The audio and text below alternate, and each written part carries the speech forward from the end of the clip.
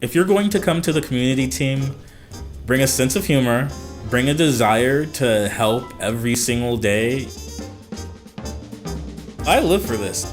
I was an international studies major in university, and I didn't know a ton as to what I wanted to do as far as a career, but I knew that I wanted to constantly interact with people in different countries. A lot of the teams based in the Philippines, and their quarantine is a lot stricter, and a lot of goods, including MacBooks, weren't coming into the country. And Notion's like, figure out what you need to do, just let us know what you need, and we'll get it done.